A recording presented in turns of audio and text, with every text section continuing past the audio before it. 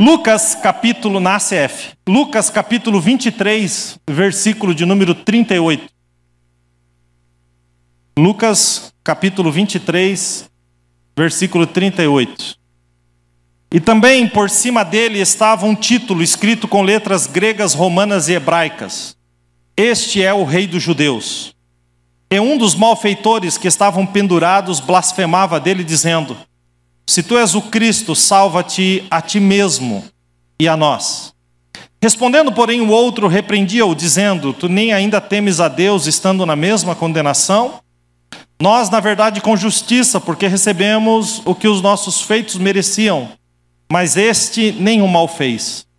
E disse a Jesus: Senhor, lembra-te de mim quando entrares no teu reino. E disse-lhe Jesus: Em verdade te digo, que hoje estarás comigo no paraíso. Essa passagem é uma passagem muito conhecida. O contexto dessa passagem era a festa da Páscoa. Jerusalém estava abarrotada de gente de todas as regiões. E Jesus sabia que havia chegado a sua hora, a hora do seu sacrifício por nós. Ele estava decidido nisso, em ir para Jerusalém. Jesus não foi pego de surpresa, Jesus sabia exatamente o que iria acontecer. Ele mesmo, ao mencionar esse tempo, ele diz em Marcos 10, 33 e 34, ele diz que o Filho do Homem, se referindo a ele mesmo, será entregue aos príncipes dos sacerdotes, aos escribas, e estes o condenarão à morte, o entregarão aos gentios, e o escarnecerão, o açoitarão, cuspirão nele e o matarão. Vírgula, mas ao terceiro dia ele ressuscitará. Jesus tinha a plena consciência daquilo que iria acontecer. E ao chegar em Jerusalém, naquela emblemática quinta-feira, depois de chorar a respeito de Jerusalém, de cima do Monte das Oliveiras, olhando para Jerusalém, ele entra em Jerusalém, ele desce o Monte das Oliveiras e ao subir o Monte Sião, ele se depara com a entrada de Jerusalém, e ao entrar ali, a Bíblia diz que toda a multidão, em João 12, 13, eles tomaram ramos de palmeira e saíram-lhe ao encontro e clamavam: Hosana, bendito o Rei que vem em nome do Senhor. Jesus entra em Jerusalém, e vocês conhecem a história, ele manda que se prepare um lugar, uma ceia, para que ele possa ter aquela noite com os seus discípulos. Jesus tinha a plena consciência de que havia chegado o momento de se cumprir o plano de Deus pré-determinado desde a fundação do mundo. Lá dentro daquele cenáculo, diante da ceia, ele fala aos discípulos, João capítulo 13, 14, 15, 16 e 17. Ele fala aos discípulos o quanto os havia amado. Jesus lava os pés dos discípulos. Judas, movido por uma profunda ganância, é possuído por Satanás e sai daquele lugar para entregar Jesus aos sacerdotes. E ali naquele lugar, mesmo diante de uma circunstância dessa, ele nos avisa que enviaria o Consolador, o Espírito Santo. Ele fala da casa do Pai, ele fala que vai preparar lugar e vai voltar para nos buscar. Ele ora, o capítulo 17 é uma oração de Jesus, e ele pega o pão, ele dá graças, ele parte o pão, ele diz: Esse é o meu corpo que é partido por vós. Esse é o cálice que será derramado, o cálice no meu próprio sangue, o cálice de uma nova aliança. Aquilo que ele estava falando na mesa seria concretizado naquela cruz.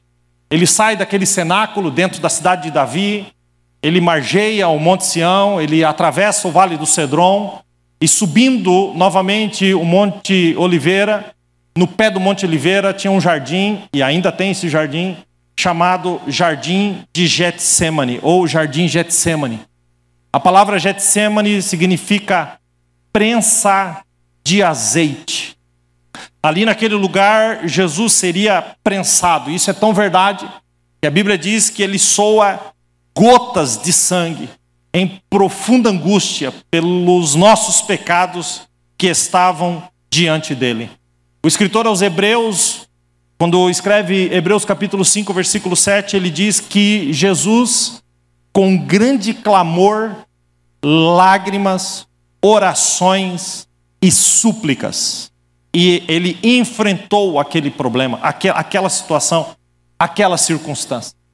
Diante daquele terror diante dele, de ter que assumir aquele que é santo, aquele que nunca pecou, aquele que foi tentado em tudo como nós, mas nunca pecou, diante do terror de ter que assumir sobre ele os nossos pecados, ele é consolado por um anjo. Ele levanta dali, daquele lugar, disposto a enfrentar o drama da redenção, a nos resgatar para si mesmo. Ali Jesus, eu quero deixar isso bem claro, ali Jesus não é preso, ali Jesus se entrega. Todos os soldados, ao ouvirem ele dizer eu sou, recuam e caem por terra. Era só ele sair andando e ponto final.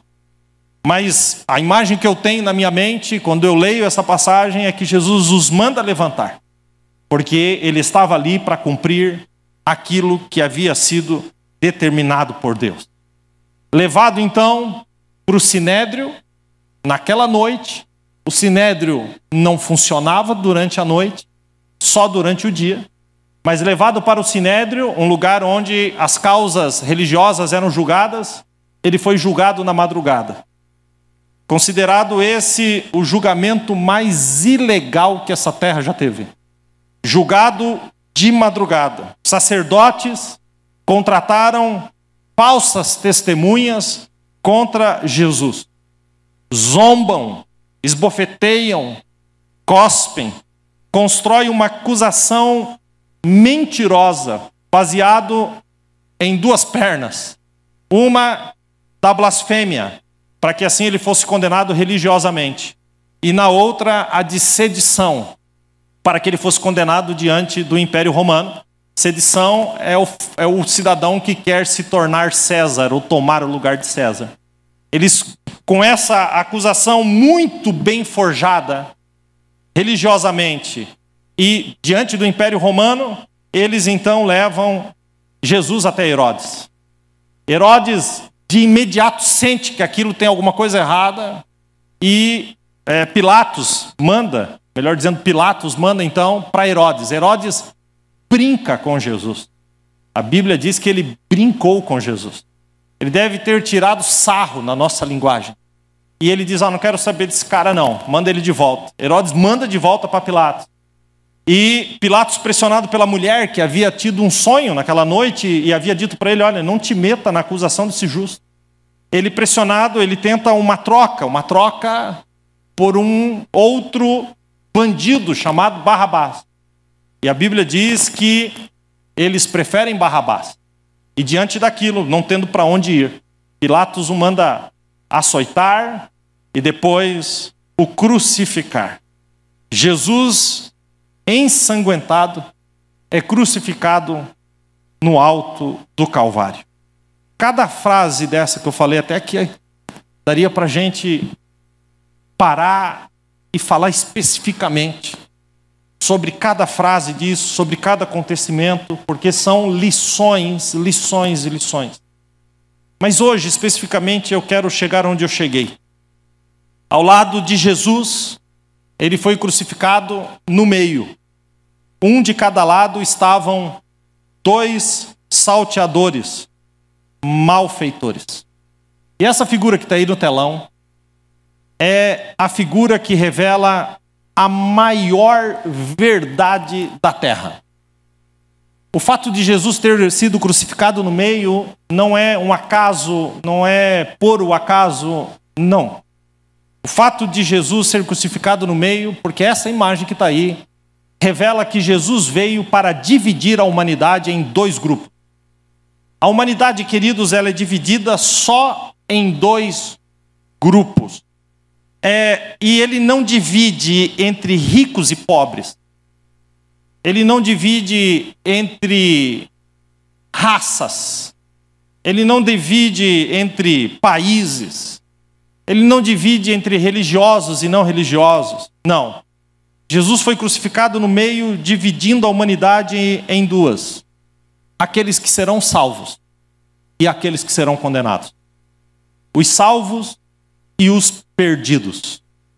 Os salvos são aqueles que o reconhecem como Senhor e Salvador da sua vida, e não apenas o reconhecem, como caminham alinhados com essa verdade, que muitos reconhecem, mas vivem uma vida em desacordo com aquilo que dizem acreditar. Entre os salvos e os perdidos são todos aqueles que, assim como o contexto que eu estou dizendo, são aqueles que zombam, que brincam, que viram a face para isso. E eu gosto de usar o exemplo de Herodes, porque Herodes não fez nada com Jesus a não ser brincar com ele. Herodes, ele aponta para um tipo de gente que brinca com Deus. Ele brinca com Deus. É como se ele dissesse: ó, eu não vou te fazer mal, eu só quero brincar com você. Pessoas que entram ano, saem ano, reconhecem, sabem que Deus tem algo específico em suas vidas, são chamados pelo Senhor, atraídos pelo Espírito, mas endurecem os seus corações e vivem uma vida diante de Deus como se estivesse brincando com Deus. Como se Deus fosse apenas alguém que caminhasse ao seu lado. Quando a gente olha para essa cruz do meio e a da esquerda e a da direita, a gente pode olhar para elas individualmente. A do centro, queridos, que vocês estão vendo aí, ela representa aqui nessa manhã essa cruz, chamada a cruz da salvação. Quem foi pregado nela não foi uma pessoa comum. Quem estava pregado nela foi o Criador do universo. Quem foi pregado nela é aquele que ele mediu os céus na palma da mão. Quem foi pregado nela é aquele que mede os oceanos na concha das suas mãos. Quem foi pregado naquela cruz é aquele que pesa o pó da terra em balança de precisão. Quem foi pregado naquela cruz é aquele que espalhou as estrelas no firmamento. É aquele que dá nome aos raios. Aquele que é o Rei da Glória, o Senhor dos Senhores, aquele que se assenta na sala do trono que governa a humanidade e o universo. Aquele que tem as rédeas na mão da sua história. É Ele que determina, é Ele que faz. Ele estava no centro. Estava no centro, pregado naquela cruz, não por ser um pecador, mas por ter assumido o meu, o seu e o nosso lugar. Porque Ele foi o nosso substituto. Ele foi feito pecado por nós. Ele foi feito maldição por nós. Queridos, diante dessa cena, o sol escondeu seu rosto e houve trevas sobre a terra. Deus, o próprio Pai, transpassou o seu Filho por amor de nós. Isaías capítulo 53, versículo 5 diz assim: Ele foi ferido, por quê? Por causa das nossas transgressões e moído por causa das nossas iniquidades. O castigo que nos traz a paz foi colocado sobre Ele, e pelas suas pisaduras nós fomos sarados. Só quem já foi sarado, diga glória a Deus.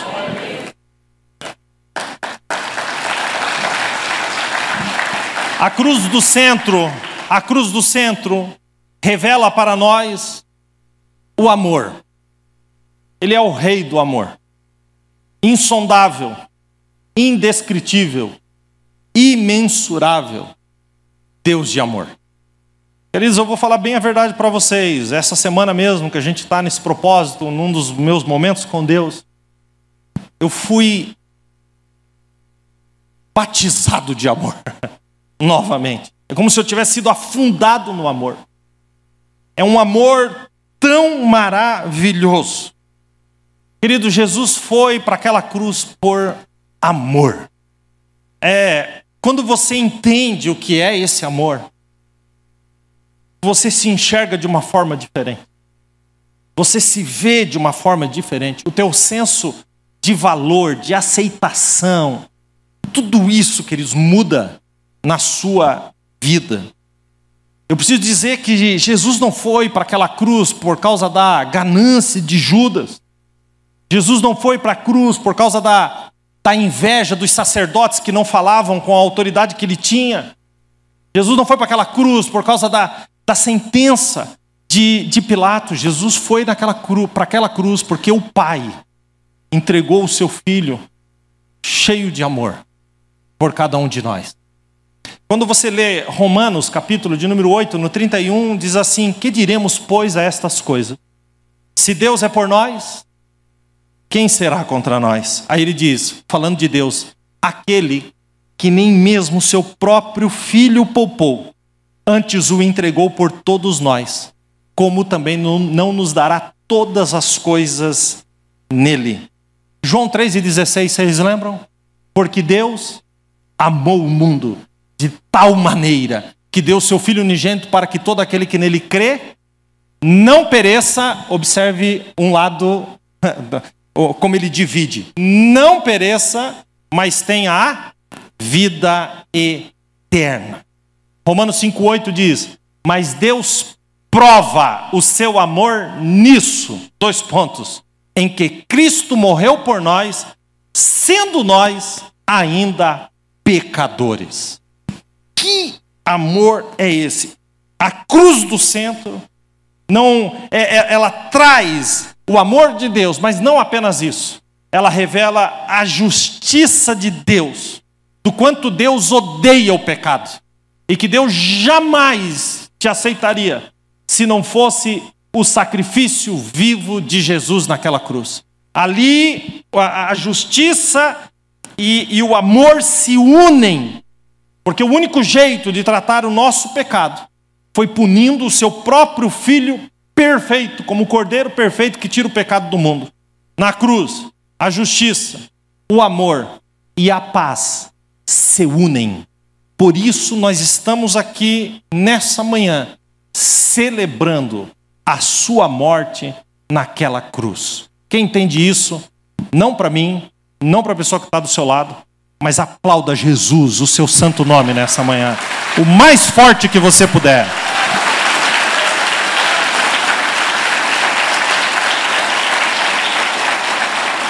Nós temos ali a cruz da esquerda e da direita. Jesus foi crucificado às 9 horas da manhã. Os soldados zombavam. Os sacerdotes zombavam. O povo zombava. Vou repetir o último. O povo zombava. O povo zombava, o povo que eu acabei de ler, que horas antes haviam ido ao encontro de Jesus com palmeiras, com folhas de palmeiras, dizendo: bendito aquele que vem em o nome do Senhor. Hosana, bendito aquele que vem em o nome do Senhor. Hosana, bendito o rei que vem em nome do Senhor. É o mesmo povo que agora estava zombando. Eu acho isso chocante, mas não tanto. Porque eu já vivi fases na minha vida em que, num determinado momento, eu estava dizendo: bendito o rei que vem em nome do Senhor. E num outro momento, eu estava virando as costas para tudo isso, como se isso não valesse nada. O povo, de um modo geral, aqui representa muita gente que não consegue se firmar diante de uma convicção. Por quê? Porque são levados por aquilo que os outros estão dizendo. Vamos lá pegar uma folha de palmeiras e dizer: bendito o rei que vem em nome do Senhor. Vamos, para onde quer? Para cá, então vamos lá. E agora, vamos lá, estão zombando dele. Não importa se ontem, não importa o ontem, importa que agora, se está todo mundo falando, está todo mundo falando. São aquelas pessoas que não têm a firmeza, a convicção daquilo que são, daquilo que viveram, daquilo que alcançaram. Eles estão lá insultando. E eu preciso trazer um detalhe: de cada lado de Jesus, um ladrão, um salteador, um malfeitor.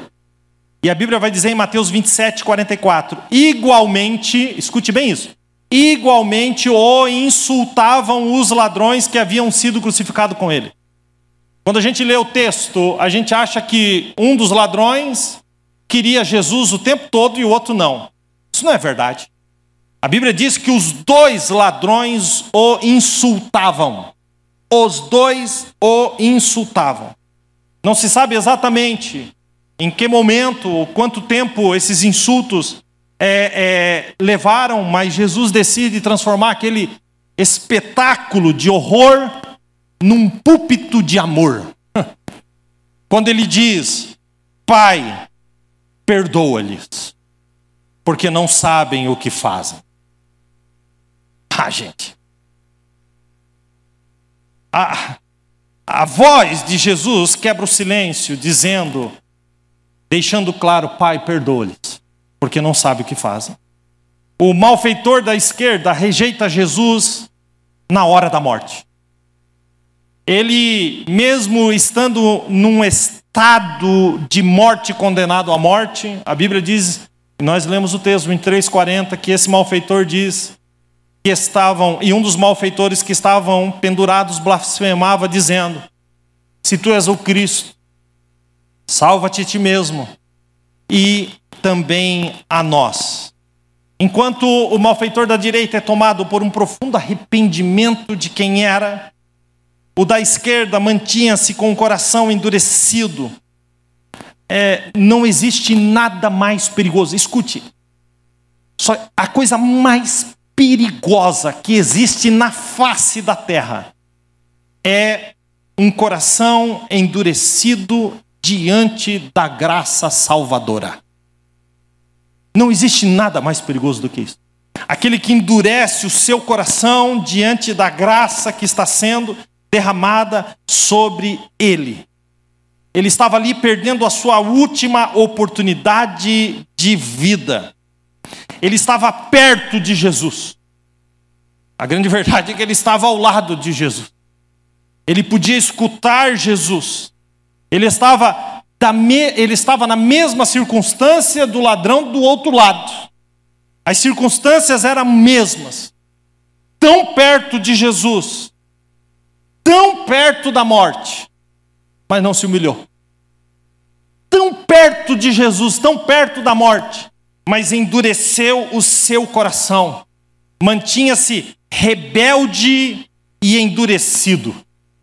Então ele grita: se tu és, porque ele não acreditava que fosse, mas se tu és o Cristo, salva-te a ti mesmo e a nós. É um clamor, porque a Bíblia diz que ele clamava, é um clamor, porém sem quebrantamento. É um clamor sem arrependimento, e sem arrependimento não há mudança. Quantos de nós não passamos a vida inteira clamando, mas não nos arrependemos? Quantos de nós passamos a vida inteira clamando, mas não nos arrependemos dos nossos próprios pecados? Aquele homem, ele não queria ser salvo da condenação eterna, ele queria ser salvo da situação que ele caiu. Ele disse: se tu é o Cristo mesmo, desce daí e leva nós junto. Ele queria uma salvação imediata para aquela circunstância. Você conhece alguém assim? Eu estou cansado de conhecer pessoas que se aproximam de Jesus por causa de uma circunstância que precisa ser resolvida. Estourou uma bomba, aconteceu algo terrível, eu vou para perto de Jesus.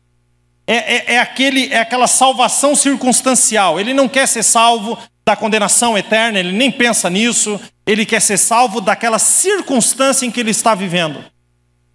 Eu estou com um problema seríssimo, então eu vou para a igreja para resolver esse problema. Era o que esse cara estava querendo. Ele diz: se tu é o Cristo aí, eu nem sei se tu pode ou não pode, não sei, estou meio desacreditadão, mas é o seguinte, se tu é o Cristo mesmo, então desce e salva nós. Da onde? Desse momento aqui. Essa era a sua intenção. Ele não sabia o que ele estava pedindo. Se tu és o Cristo, desce da cruz e salva a gente também. Ele não sabia o que estava pedindo. Se Jesus descesse daquela cruz, todos nós desceríamos ao inferno. Todos nós. Nós fomos salvos porque ele não desceu e morreu a nossa morte. Por isso, todos nós temos acesso ao Pai. E o nosso endereço final é um céu de glória. Todos nós, todos nós, todos nós. O caminho para a salvação estava do seu lado. Assim como nessa manhã, baseado no texto de Apocalipse, quando João olha e vê 7 castiçais que representavam as 7 igrejas, ele diz assim: e eu vejo um semelhante ao Filho dos Homens no meio dos 7 castiçais. O que significa dizer que Jesus, ele está no meio da sua igreja. Amém? Quantos já sentiram Jesus aqui nessa manhã? O caminho da salvação estava diante dos seus olhos, mas ele rejeita. Poderia ter feito tudo diferente, mas ele não se arrepende. Ponto. Não quero mais falar dele. Quero atravessar a cena, eu quero falar do outro agora. Amém? Do outro lado, logo ali, do outro lado, estava um transgressor da lei. Um malfeitor, um bandido, um ladrão, um criminoso. Ele foi preso, ele foi julgado e ele foi condenado pelos seus crimes à morte. Aquele homem, até algumas horas atrás, ele tinha uma única esperança. Qual era a única esperança daquele homem? Ele sabia que por causa da Páscoa, eles soltariam um homem, um preso. Porque esse era o costume, soltar um preso. Então ele tinha a esperança de que ele seria solto. Mas quando os guardas da prisão desceram à prisão, ao invés de escolher ele, ali a esperança dele acabou. Ele sabia que agora ele estava definitivamente condenado à morte, morreu na alma dele a sua última lâmpada de esperança. Raiva, rancor, ódio. Ele foi crucificado ao lado de Jesus e ele está blasfemando também. Ele também está blasfemando, seu coração está duro. Mas, diante da dureza do seu coração, do ódio da sua alma, ele escuta uma frase: Pai, perdoa-lhes. Queridos, a voz de Jesus penetrou dentro do coração daquele homem como uma espada. Aquele homem percebeu que não estava diante de um criminoso, mas as escamas dos olhos dele caíram. E ao olhar para Jesus, de quem ele estava blasfemando também, ele olha e não vê um bandido, um criminoso, mas ele vê um santo.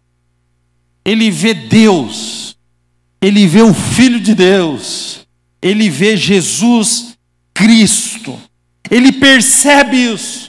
E diante disso, ele é invadido por um arrependimento. E ele reconhece todos os seus erros. Aquele homem representa todos aqueles... meu representante. Representa todos aqueles culpados, pecadores, que merecem o juízo de Deus. Mas pelo amor que foi derramado naquela cruz, alcançam a salvação por misericórdia.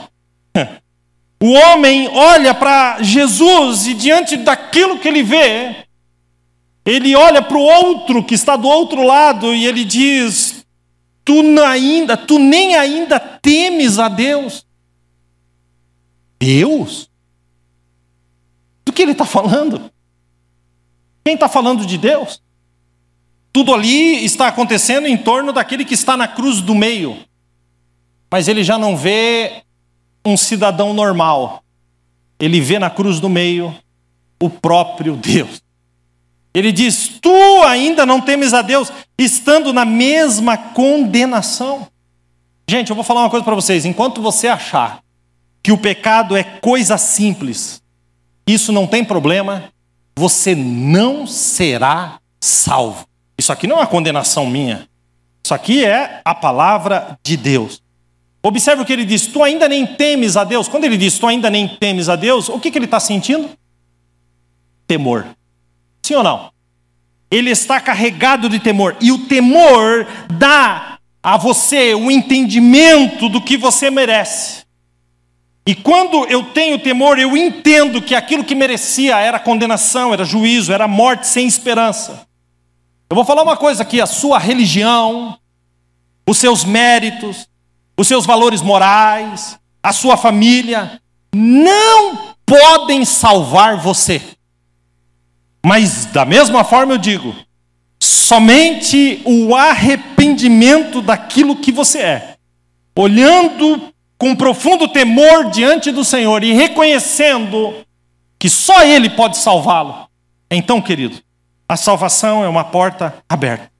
Observe o que ele fala de Jesus: este nenhum mal fez. Gente, o homem foi alcançado. Ele olhou e entendeu e disse assim, ó, ele está aqui, mas ele não fez nenhum mal. Então por que ele está aqui? Está aqui por minha causa. Quantos de nós ainda não tivemos o descortinar dessa revelação na nossa mente? De entender, vocês ouvem, muitos ouvem pregação a respeito de cruz, de Calvário, e acha isso, que desassocia isso das suas vidas. Mas você precisa entender que Ele morreu naquela cruz, não foi por causa dele, mas pelos nossos pecados. Aquele homem entende que Jesus era o Cordeiro de Deus e não um malfeitor. Então, ele vai dar um passo adiante. Primeiro arrependimento, depois o temor. Então ele vai dar um passo adiante. Eu acho isso lindo, porque isso é um processo de transformação, de salvação. E no passo seguinte ele olha para Jesus, ele para de falar com o cara que está lá. E ele olha para Jesus que está ao seu lado, e ele diz: Senhor, lembra-te de mim quando entrares no teu reino. Vou repetir: Senhor, lembra-te de mim quando entrares no teu reino. Vou repetir: Senhor, lembra-te de mim quando entrares no teu reino. Você parou para pensar nessa frase? Depois, chegando em casa, você vai lá e você lê o texto que nós lemos aqui de Lucas, no versículo 41. O Senhor não é com letra minúscula. O Senhor não é com letra minúscula. Não é igual você chegar num lugar, num comércio e dizer: bom dia, senhor. Não, não é com letra minúscula. O Senhor é com letra maiúscula. Ele está dizendo: a partir desse momento, tu é o meu Senhor. Aí ele diz assim: lembra-te de mim quando entrares. Ele tem a convicção de que Jesus não termina ali, mas de que Jesus vai entrar num lugar. E que lugar é esse? No teu reino. Quem tem reino? Quem tem reino? Rei. Diga rei. Diga rei. Jesus é rei porque tem reino. Nessa frase ele está dizendo: a partir de agora tu é o meu Senhor, e eu sei quem tu é o Rei dos Reis, o Senhor dos Senhores, e eu só te peço que com misericórdia se lembre de mim. Se lembre de mim. Apenas se lembre de mim. Ele não é um homem comum. E se Jesus não ia descer daquela cruz, o reino dele não é dessa terra. Vou repetir, que alguém precisa ouvir. O reino de Jesus não é dessa terra. Amém? Na última oportunidade que esse homem teve, ele foi salvo. E a voz que ele ouviu: Pai, perdoa-lhes porque não sabem o que fazem, é a mesma voz que ele ouviu: em verdade, em verdade, em verdade, em verdade. Quem está falando? Aquele que é a verdade. Conhecereis a verdade, e a verdade vos libertará. Se pois o Filho vos libertar, verdadeiramente sereis livres. Em verdade, baseado na verdade, eu vou te dizer só uma coisa. Hoje mesmo... gente... Hoje mesmo... Não é amanhã, não é depois, é hoje. Hoje mesmo, tu estarás com quem? Comigo, no paraíso. Queridos, isso aqui é um negócio que, olha, se você tem fé, vem comigo nisso aqui. Ninguém, queridos, vai ao paraíso se não for pela morte de Jesus. Amém? Todos os que morreram esperando a promessa antes de Jesus, o Velho Testamento inteiro, ao morrer, eles iam para um lugar chamado seio de Abraão. Porque ninguém entra no céu se não for pela morte de Jesus. Quando Jesus morreu, ele desce às partes mais baixas da terra e ele sobe levando o cativo o cativeiro. Essa expressão escrita por Pedro, levando o cativo o cativeiro, é que ele pega todos que estão no seio de Abraão e sobe com eles para um lugar chamado paraíso. Quem entendeu isso, diga amém. E o céu, pastor? Não. O céu ainda nem foi inaugurado, querido. O céu será inaugurado com todos esses, comigo e com você e com aqueles que ele arrebatar. Ali haverá as bodas do Cordeiro. Mas eu estou falando de paraíso. Paraíso. Quando Jesus traz cativo cativeiro, ele traz os caras. Abraão, Moisés, Davi. Olha quem que ele traz. Jeremias, Isaías. Olha quem que ele está trazendo. Amém? Amém? Ele traz Ezequiel, ele traz o Daniel. E quando esse povo chega para entrar no paraíso, quem está na porta? O ladrão da cruz. Aleluia! Opa! Rapaz, como é que você está na porta do negócio? É porque ele disse que hoje mesmo eu estaria com ele no paraíso. Queridos, a salvação daquele homem aponta para um amor de Deus por qualquer um de nós, até por você. Até por você. Até por mim. Ele nos ama. Ele nos ama. Levante a sua mão e diga: Jesus me ama. Com a mesma mão aponta assim, diz: Jesus também te ama. Vamos aplaudir Jesus, que ele é lindo e maravilhoso.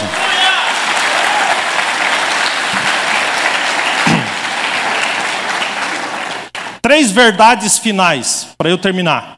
Primeira delas, bem rapidinho. Espero que você esteja pronto para ouvir. A salvação não é por obras.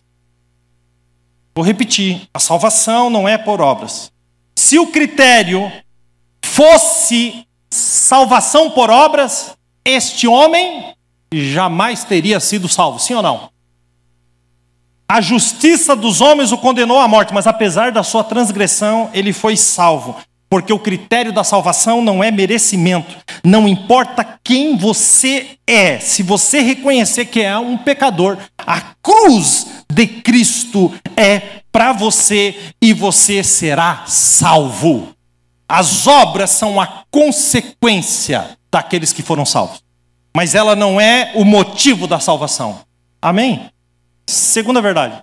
A salvação, está preparado para ouvir isso? A salvação, ela é imediata. Jesus disse para ele: hoje você vai estar comigo no paraíso. Não é no final da vida, não é depois de pagar o preço, não é depois de muitas reencarnações. Não. Jesus disse hoje. Hoje qualquer um pode ser salvo, purificado e ter o seu nome escrito no livro da vida. Terceiro ponto. A salvação é um contínuo relacionamento com Jesus. Jesus diz assim: hoje estarás comigo. Aquele que é salvo está com ele, anda com ele, caminha com ele, tem a mente dele, pensa como ele pensa, anda como ele anda, fala como ele fala, age como ele age, trabalha como ele trabalha, transborda amor como ele tem amor. Quem é salvo tem um profundo relacionamento com ele. É como Paulo disse: vivo não mais eu, mas Cristo vive em mim. É viver em Cristo e é viver nessa vida com ele e passar toda a eternidade com Jesus. Porque salvação é relacionamento. Quantos podem dar glória a Deus por isso? Quero que você fique de pé, por gentileza.